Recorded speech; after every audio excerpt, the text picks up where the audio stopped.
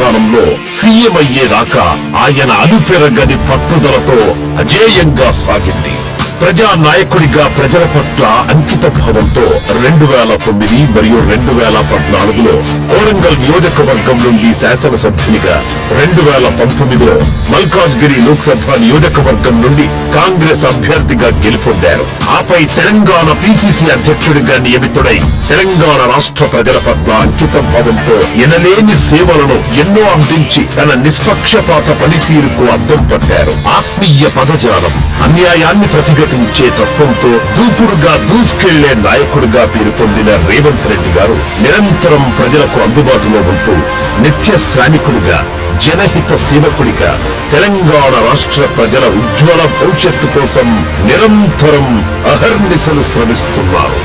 1992వ సంవత్సరంలో తెలుగు చలనచిత్ర పరిశ్రమ చెన్నై నుండి హైదరాబాద్ కు తరలివచ్చిన తరువాత మన తెలుగు సినిమా ఖ్యాతిని అంతర్జాతీయంగా విస్తరిస్తూ ఆస్కార్ అవార్డులను సైతం సొంతం చేసుకుంటూ తెలుగువాడి సత్తాని జగద్విదితం చేశామే తప్ప తెలుగు సినిమా కోసం అహర్నిశలు శ్రమించే మన కార్మికుల కష్టాలు తెలుసుకోవడానికి ఏ ఒక్క నాయకుడు సహృదయంతో ముందుకు రాలేదు. అటువంటి పరిస్థితుల్లో మన కార్మికుల కష్ట నష్టాలను తెలుసుకుని ఒక అన్నలా ఆపన్న హస్తం అందించడానికి ముందుకొచ్చిన మొట్టమొదటి ముఖ్యమంత్రి మన గౌరవ ముఖ్యమంత్రి వర్యులు శ్రీ ఏ రేవంత్ రెడ్డి గారు.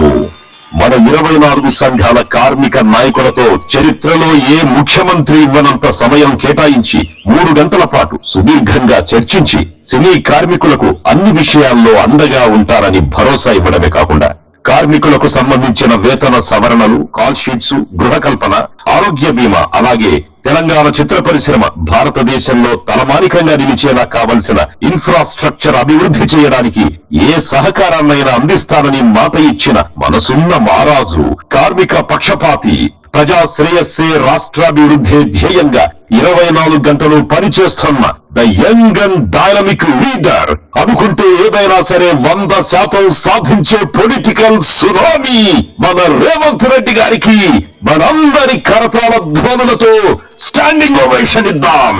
Hats off to you sir.